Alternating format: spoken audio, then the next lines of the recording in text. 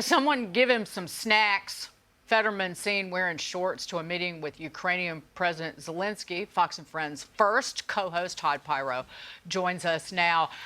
Durbin knows this is a slippery slope because come summertime next year, it's going to be tank tops with Fetterman giving himself a pit bath with some wet wipes. You doggone well know that's where we're going. I always make the joke that I shower in a suit because I'm so formal, but I think you hit the underlying point. Where does this end? This is less about the Fetterman case, and it's more about losing the norms of our society. And that seems to be, I feel like this is something that you would latch onto, the Democrat playbook, whether it's putting the rights of criminals above the victims, whether it's the school stuff that you guys were talking about, or whether it's John Fetterman getting to dress like Eminem on the floor of the Senate.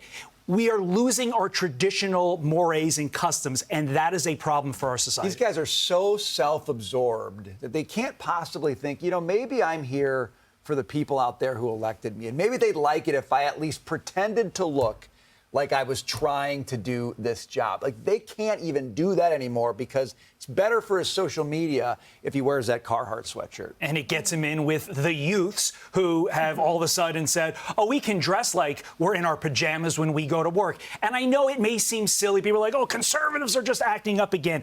Our traditional fabric is under attack. It really is. And this is just a tiny example. But when you extrapolate it out to the big stuff, it does matter.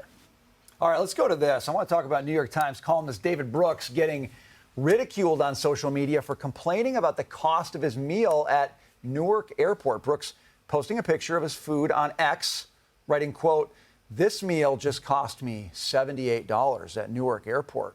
This is why Americans think the economy is terrible." Now, 1911 Smokehouse Barbecue firing back at Brooks on Facebook, saying, quote, "Looks like someone was knocking back some serious drinks. Bar tab was almost 80%, and he's complaining about the cost of his meal. Keep drinking, buddy.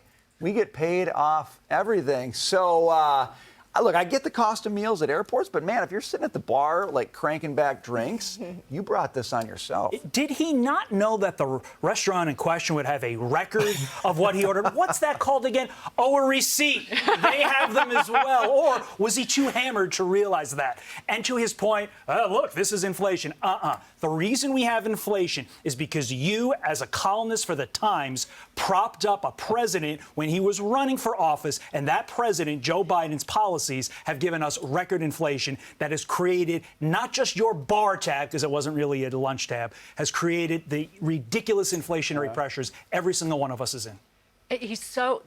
These goons are so disconnected from reality, and they try to connect with the people, the little people. Elizabeth Warren with the beer. I am drinking the beer. This is what happens. Right? This is what happens. That's true. You end up caught in a lie. I love it. But we got a real man of the people, Todd Piro. He's Something here. like that. Now he's leaving. Thank you for being with us. My pleasure to be here, Good guys. to Have a see great you. weekend.